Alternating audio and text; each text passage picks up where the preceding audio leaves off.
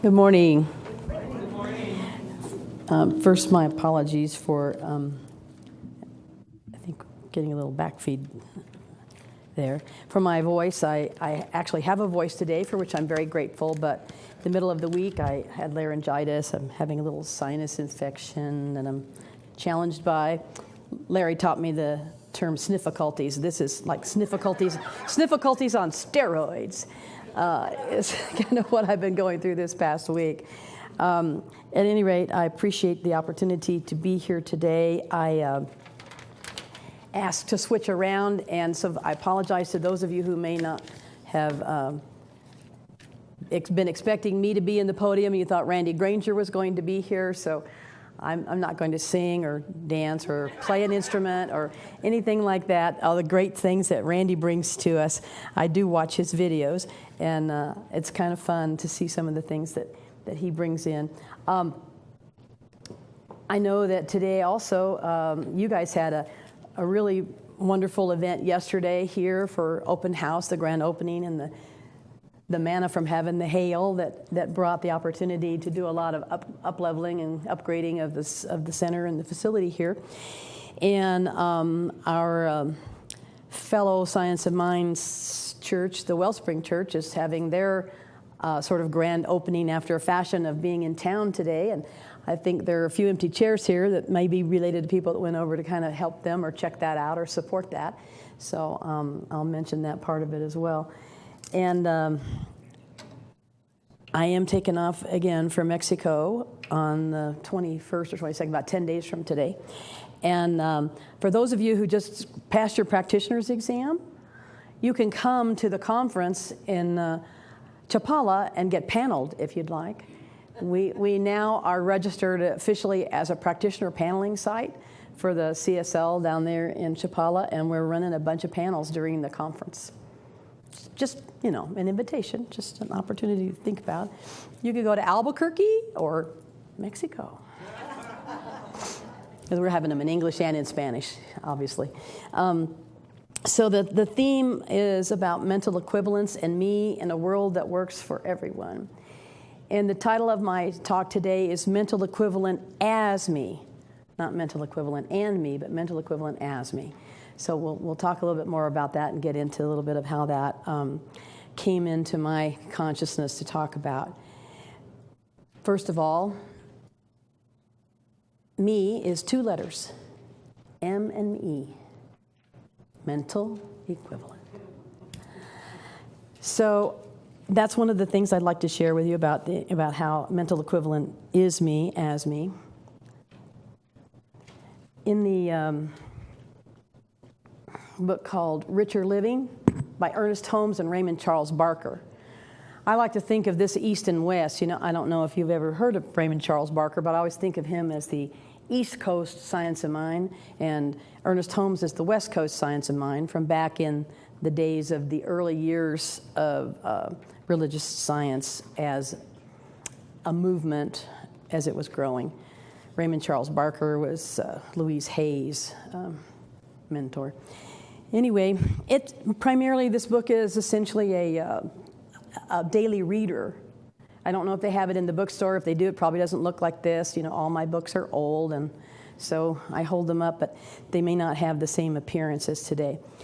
At any rate, on October 7th, the reading is, "There isn't God and man.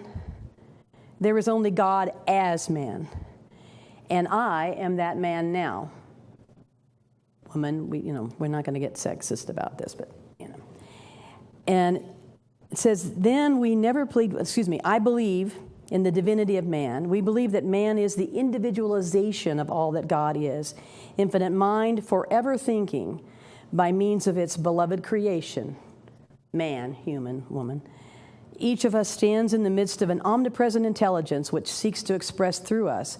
And as we recognize, and here they have in parentheses, recognize or know again, this relationship, we become valuable instruments for good.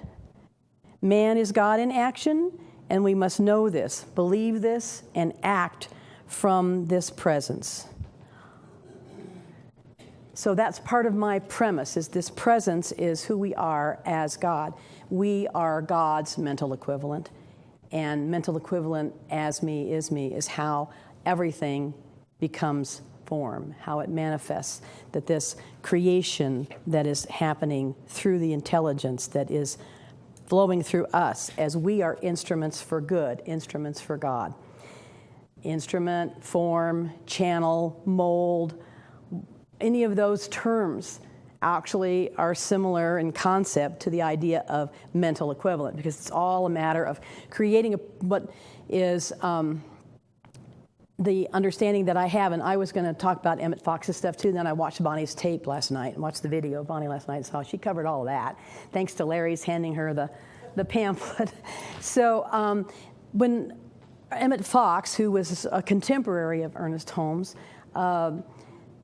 sort of created this concept of mental equivalency, he said that he chose from the concepts of science to get to that level of equal valence. To me is what it's equal valence. Like if you took chemistry or physics or any of those sciences, then you learn things about valence, which is like another word for value or quantity or content.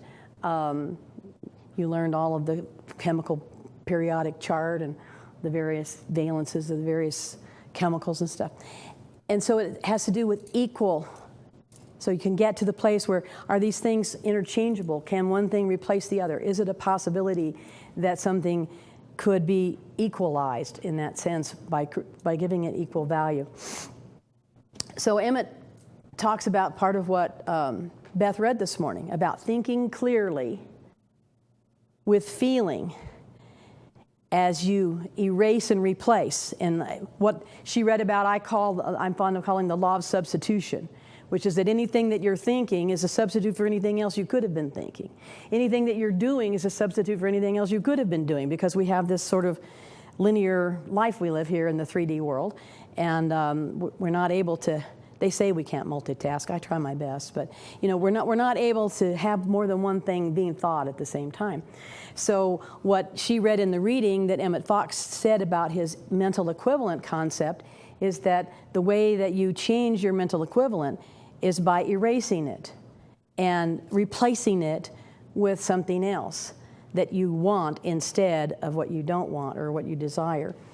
And at the same time, he talked about that interest level, which we call, or he called in what she read this morning, another word for that was feeling, that if you're interested in health, as she read, you get involved. You get involved in something that interests you, you develop a passion for it, you have a feeling for it. Then when you have the mental equivalent for what it is you really want, if it's in health, I think I was talking to someone during the meet and greet about how she'd been having a number of different challenges with health, and I've got my own at the moment. So my mental equivalent would be to see that whole perfect and complete physical beingness that we believe is the spiritual prototype. This is the other aspect of mental equivalency that I wanted to talk with you about today. This idea of spiritual prototype is also kind of a mixture of terms from the mechanics or scientific world, along with something that's spiritual. So the spiritual prototype for having perfect health is out there.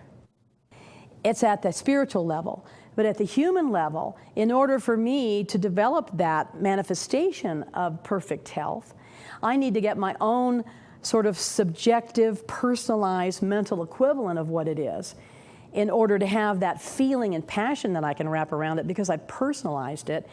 Then I am that individualized representation of God that I read about in this book here, that Barker and Holmes were referring to.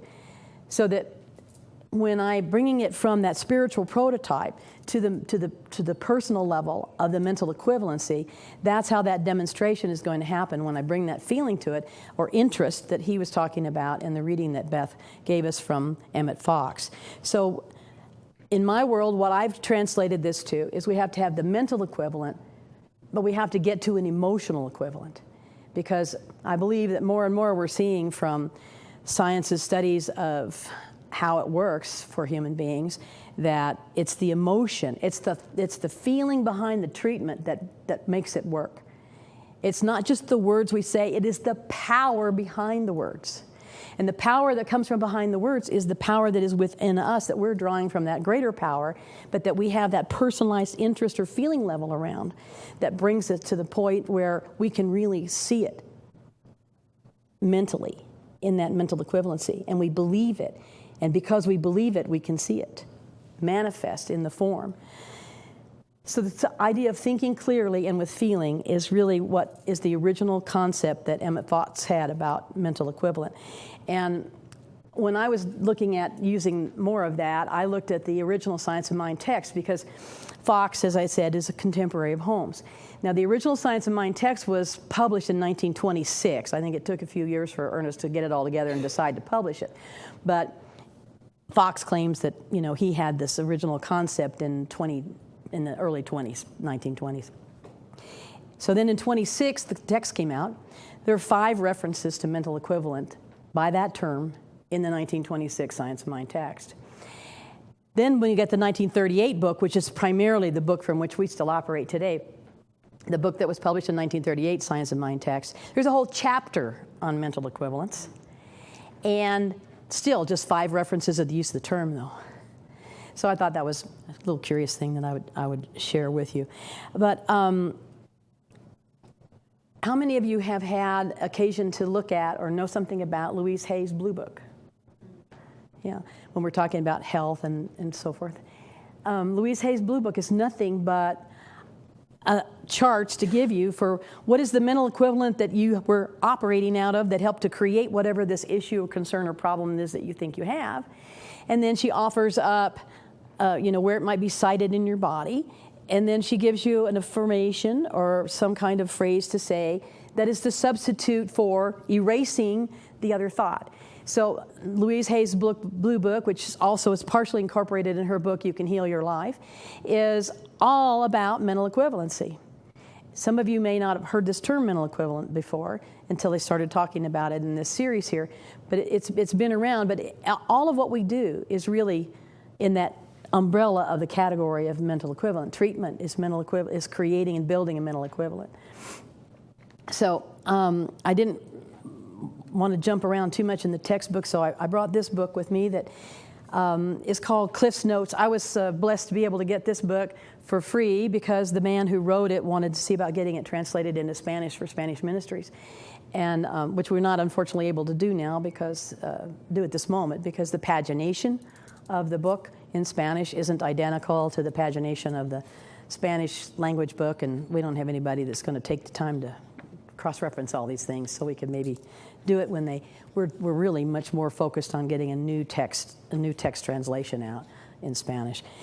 But fundamentally, here's what it says from Cliff's Notes. The guy who wrote it is named Cliff, and so this is Cliff's Notes on the Science of Mind text. I see Kathy's going, I'm going to write that one down. It says that the truth and power that there is if we have real embodiment, then we can demonstrate. And that power is the power that is within us, that power that is the magnetic power that attracts, not the dynamic power that pushes. And it says here that we erase, listen to that word again, that we erase from our consciousness by pouring in an opposite thought. So in Ernest Holmes' concept of how it works is that we can identify what was the negative thought or what was the less than thought that we were having that was creating the mental equivalent that was demonstrating out into our lives as the form. And we're usually working from second cause rather than first cause. That's the human way to do it. We look at the form. We say, oh, well, I don't like that. I want something different. And yet we're not necessarily always threading back to the first cause, which was the thought that developed the mental equivalent that became the form. And we're busy over here working on conditions and circumstances and effects and outcomes and all of that stuff, trying to manage and maneuver it, instead of moving back to the first cause that's behind it, the thought and the idea and the belief that has created the form or the pattern or the mental equivalent through which that became the form. Or Reverend Sandy called it the nozzle, like the nozzle through which things come. The only reason that man is limited is that he has not allowed the divine within him to more completely express. So I want to talk to you today a little bit about this idea of expression and how we express ourselves individually as the mental equivalent for God. So we talked about in the beginning where I read about that God, there's no God and man. There's just God as man, man as God. So if you subscribe to that concept or that belief, which is fairly fundamental in our philosophy, then I'm hoping that you will be able to take on this concept that I'm offering up, which is that we are God's mental equivalent. God lives its life through us. God is informed through us. The actions that we take, the mind and thought that we have, are all a part of that greater universal mind, that omnipresence that I read about in the reading from Barker and Holmes. The atmosphere in which we are operating, the mental atmosphere in which we are operating, is ours individualized. But there's this greater part of it that we are a piece of. So we are a part of God, God is a part of us, but actually God is all of what we are. We're just a part of what God is. But we are the mental equivalent that is living God's life through us, as us, on this planet. So the next thing that, is the door unlocked here on the side? I'm sorry. I might tell those folks to go around. You get a bigger view from up here. Actually, Skip has the best view in the place from up there in heaven. And then Ernest goes on in that chapter to encourage us, to understand this concept of mental equivalency as our blueprint, our prototype, our plan, our pattern, whatever other word you want to call it. Mental equivalence is still what we're creating or what we're forming. And he wants us to think big. He tells us in this chapter, think big. He says, we sooner or later manifest, when we maintain a consistent, positive, aggressive mental attitude in the truth, we must sooner or later manifest accordingly to the mental equivalent that we have nurtured within us. As we bring ourselves to a greater vision, we induce a greater concept and thereby demonstrate more in our experience. Now, if we want a world that works for everyone, we've got to start thinking bigger. And so this is a part of what I wanted to focus on or mention to you today. So there's a whole chapter in the book, as I said, chapter 17 on mental equivalence. So that's your homework. You can go read that when you get home. But there's this other book and another word that I want to introduce that's the same as equivalent or plan or prototype or instrument or channel, and that is design. This book is called A New Design for Living, again by Ernest Holmes and Willis Kinnear. And it's a more recent book. I mean, not recent in our time, but, it postdates the Science of Mind text and a lot of other books that Ernest was involved in writing, because this was published in 1959. So that's not too many years before Ernest passed away. But in this book, he talks about this design for living, a new design for living, which is all about creating the mental equivalence for what we want that design for living to be. But in respect to this idea of thinking bigger and the world that works for everyone, he says, to the degree that we can affirm faith, confidence, and conviction is the degree we can enlarge. We can make bigger, we can enlarge our mental equivalents and enjoy the tangible expression and experience of them. In using the idea of mental equivalence for our new design for living, we first draw the complete plans for the structure of our experience, being certain that every aspect of the planning is correct and good, and then that structure just becomes built in our experience and will be the equivalent of the plans that we set. So me as God in this mental equivalent for the world that works for everyone, he says, as I perceive it, he says, this all simmers down to the fact that the law of mental equivalence will automatically respond to our thinking. And whatever we have an equivalent of in our total thought content will become the experience. This is only another way of saying that it is done unto us as we believe. We need to endeavor to learn how to believe and how to accept and know that which we desire is already a reality.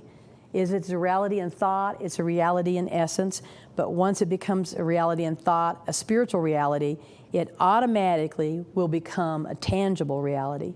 This process may take time and effort, but it will gradually change our whole basis of thinking until, through the action of law, it will cause an equivalent of the thought to appear in our experience.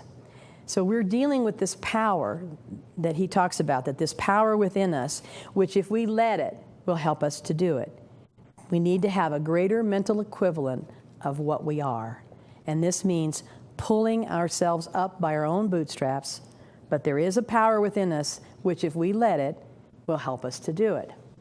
So this power that we're dealing with is the power that we've come to understand is there in the ethers, that it is in us, around us, for us, and through us, that it is the power that makes things out of itself by becoming the thing it makes. It makes things out of itself by becoming the thing that it makes.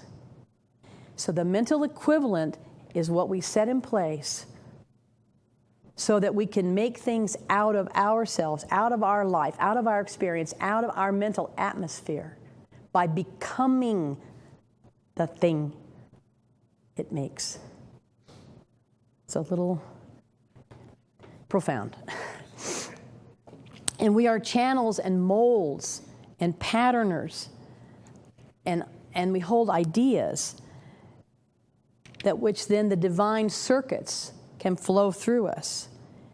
So the divine circuits of life, with a capital L underscored, manifest a world that works for everyone.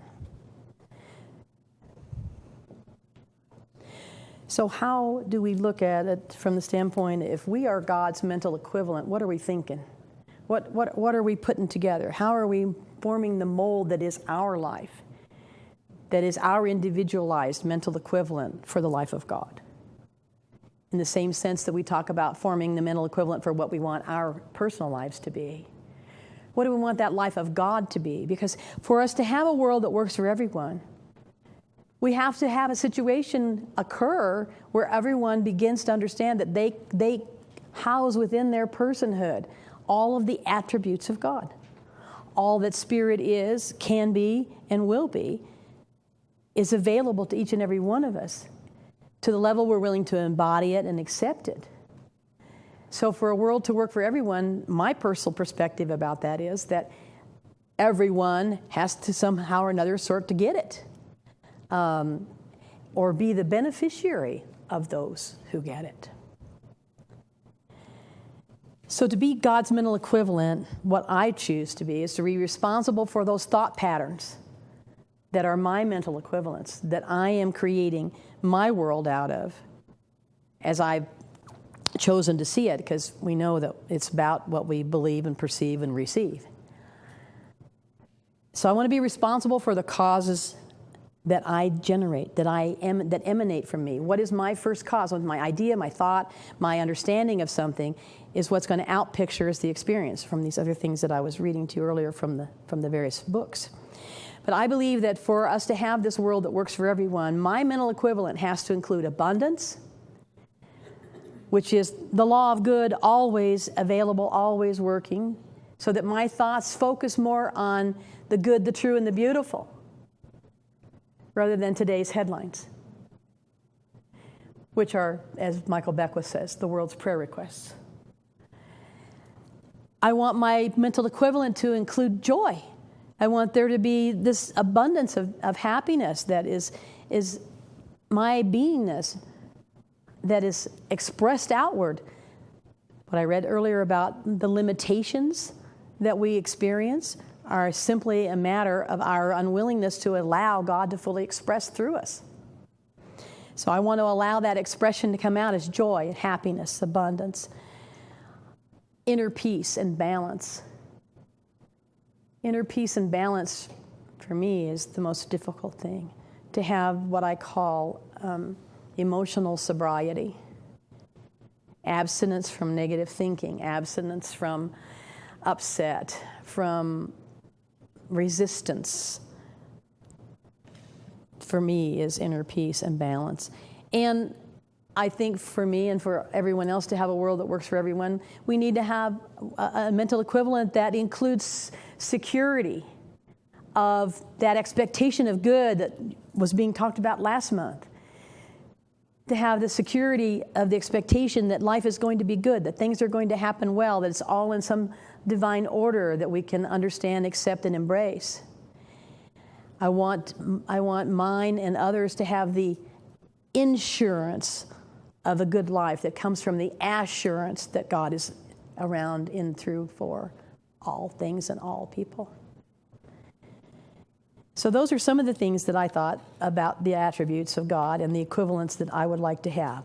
And you know how it works, from those of you who have studied science of mind and the way the symbol works up here, that it starts with that idea, that first cause. That subconscious part in the middle, where the V is, that's the part that's the mold. You know, that's the cookie cutter that's cutting the dough into a particular shape or form or outcome. And at the bottom is where that effect shows up. So if I don't have the mental equivalent that has the right shape to the cookie cutter, then what I get isn't going to be, you know, I'm not going to plant tomatoes that has the seed that's got that form inside of it and get a watermelon.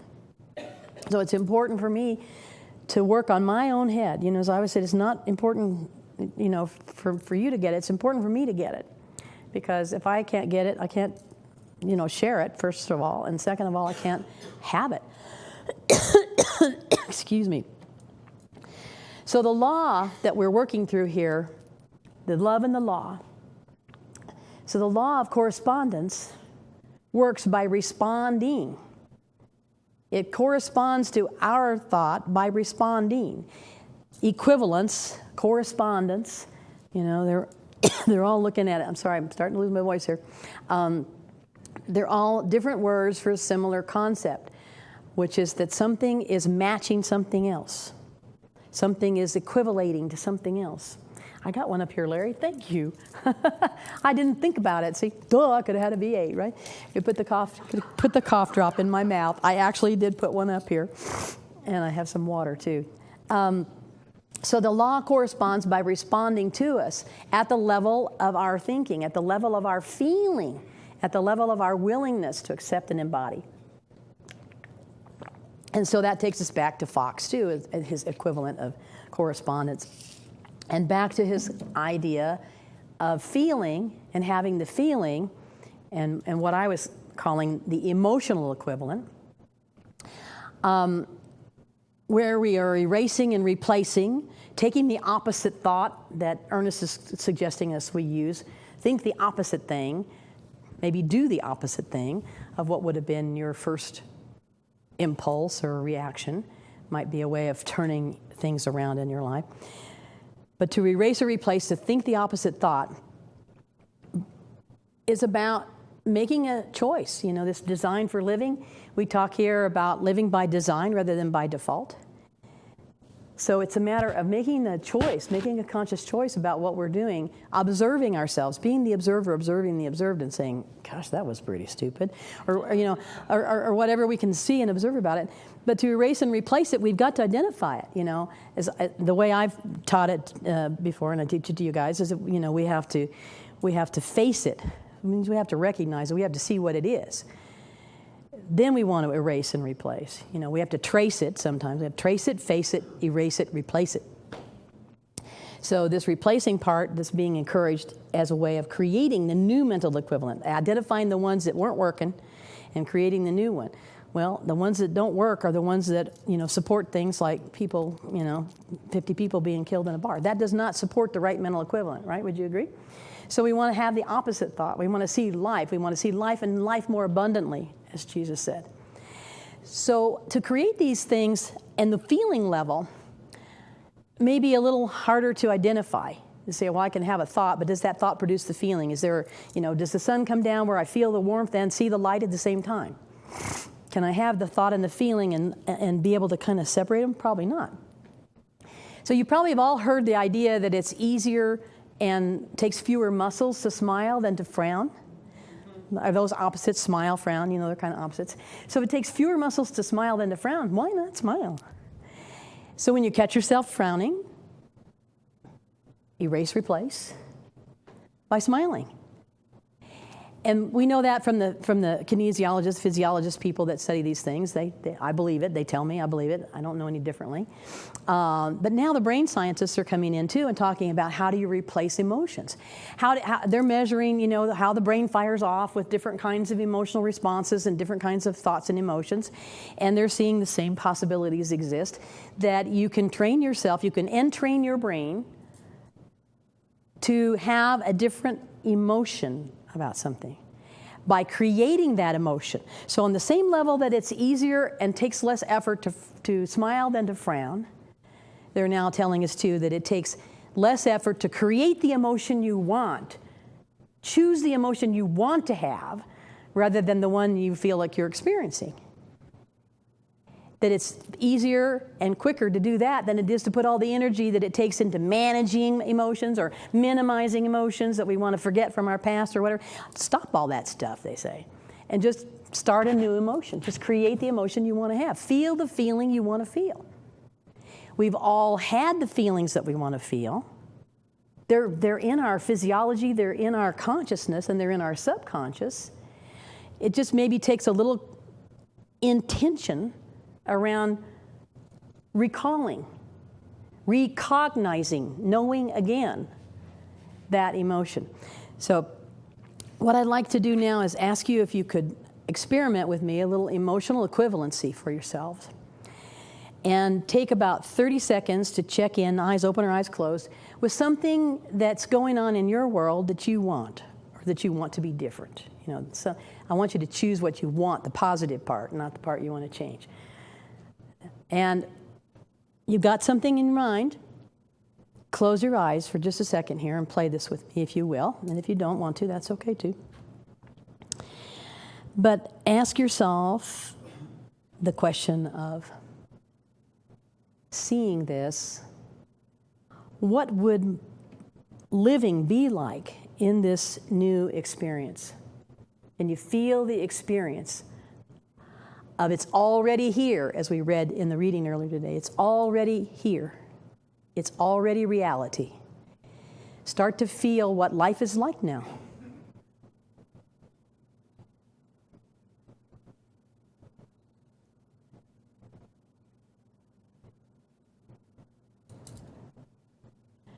What's it feel like, look like, smell like, act like? What do you feel like in it? It's an atmosphere you are in now.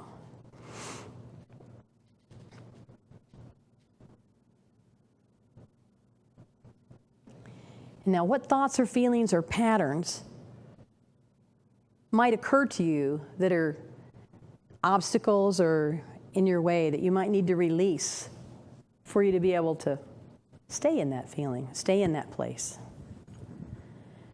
And just make a mental note. These might be things you want to work on. And now pretend that I'm waving a magic wand, and this is going to be here in your life tomorrow, within 24 hours. This is your new world. This is your new life.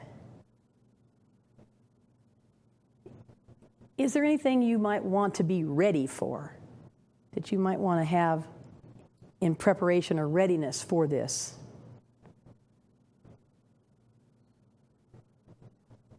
That's your new mental equivalency work too, when those pieces of that are identified. And now just take a moment and luxuriate in this new you, in this new atmosphere, in this new whatever it is that you have not felt the experience of, or that you felt you're lacking the experience of, that now mentally you feel and perceive. You see it, you feel it. Just luxuriate in that with your eyes closed. See the whole environment around you, whatever it is, the people, the location, what you're wearing, anything that helps you to really anchor this. Just luxuriate in that feeling of this is yours. This is your experience. This is your life now.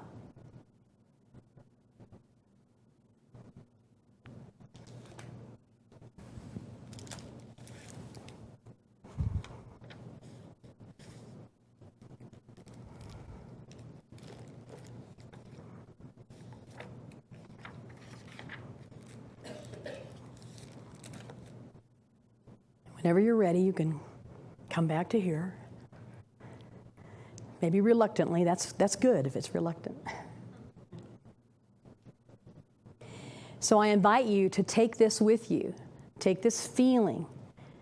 And this feeling is something positive for you. And whether it applies to the specific thing that you conjured up in your thought or something else, the feeling in your body, the feeling in your spirit, the feeling in the atmosphere around you is one that you can recall, that you can recognize, you can see it again, know it again, feel it again. And I invite you to take this mental equivalent as me and this emotional equivalent as me and marry them up so that when you're working with your treatment, your prayer, your meditation, and your visioning, important concept, visioning, to getting the mental equivalents as clear, like Emmett Fox says, thinking clearly and with feeling. So if you can get it clear, the more you can clarify, the more power there is behind clarity. Clarity is power. And just go play with this in your life as the laboratory. See how you, as the mental equivalent for God, can develop a whole new layer of mental equivalence for you personally to outpicture as the equivalent and me and the world that works for everyone. And I want to conclude by reading you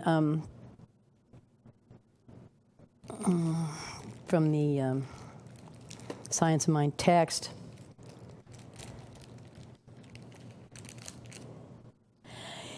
Again, about Ernest Holmes' concept. This is at the final conclusion of the summary portion of the text, which I think is chapter 24. In conclusion, what the world needs now is spiritual conviction followed by spiritual experience. And I would rather see a student of the science prove its principle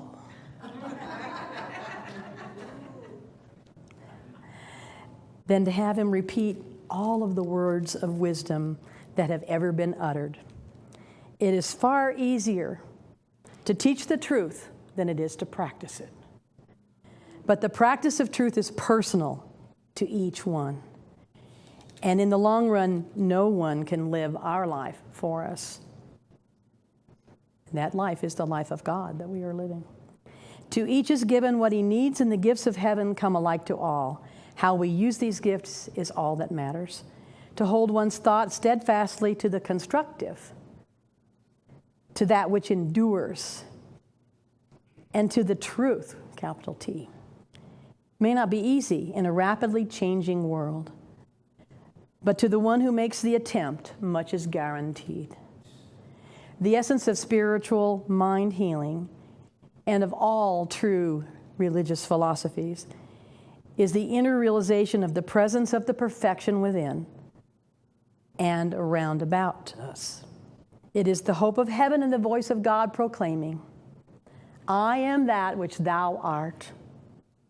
Thou art that which I am. I am the mental equivalent of God. Namaste.